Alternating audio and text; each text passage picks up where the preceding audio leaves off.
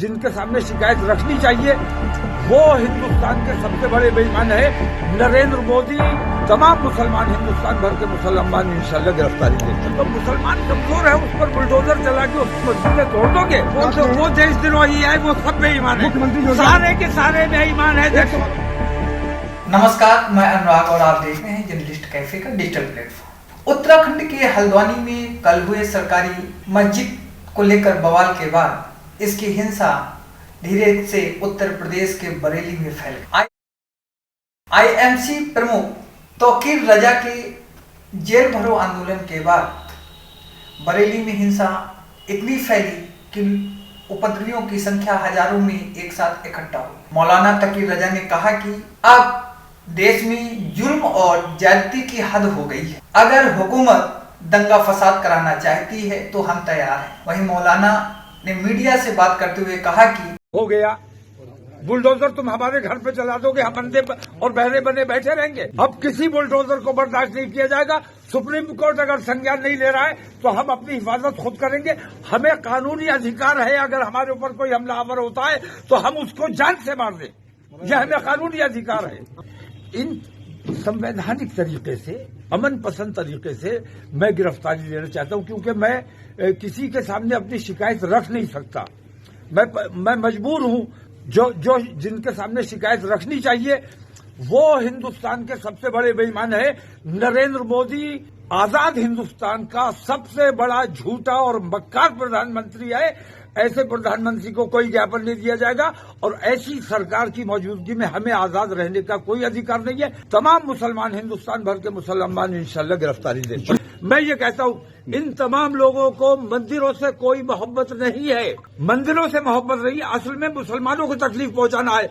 अगर वाकई तुम मंदिरों से मोहब्बत करते हो, ज्ञानव्यापी मैं छोड़ने को तैयार हूँ, दस्तबरदार होने को तैयार हूँ। चलो, पहले चाइना तुम्हारे कहा कितना कब्जा कर लिया है। कैलाश मानसरोवर चाइना के बाप की जागीर रही है, हिंदुस्तान का है।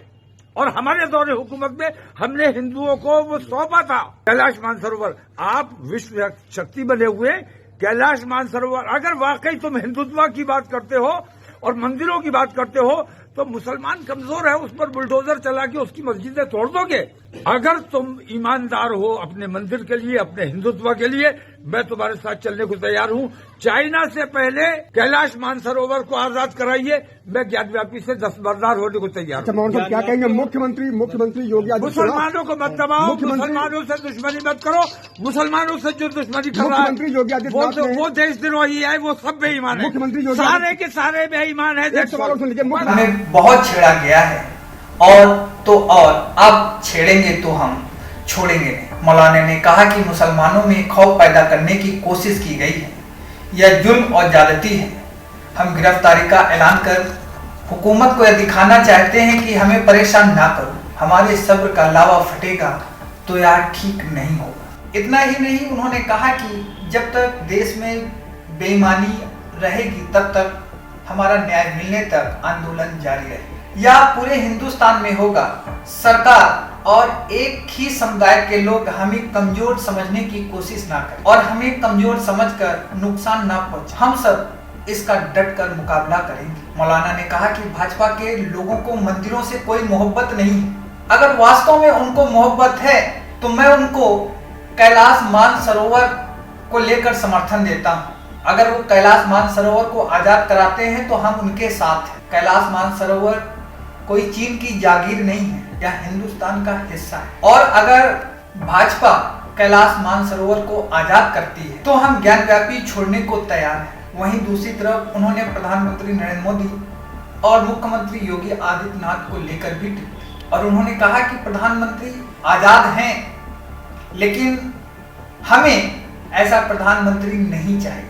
इससे पहले भी उन्होंने जुमे की नमाज से पहले प्रधानमंत्री को लेकर अमर्यादित टिप्पणी की। उन्होंने कहा था कि प्रधानमंत्री हमको ऐसा नहीं चाहिए, यह प्रधानमंत्री नहीं है, यह एक दंगाई प्रधानमंत्री है। जिनके सामने शिकायत रखनी चाहिए वो हिंदुस्तान के सबसे बड़े बेईमान है नरेंद्र मोदी। तमाम मुसलमान हिंदुस्तान भर के मुसलमान इंशाल्लाह गिरफ्तारी देंगे। तो मुसलमान कमजोर है, उस पर बुलडोजर चला के उसकी मस्जिदें तोड़ दोगे।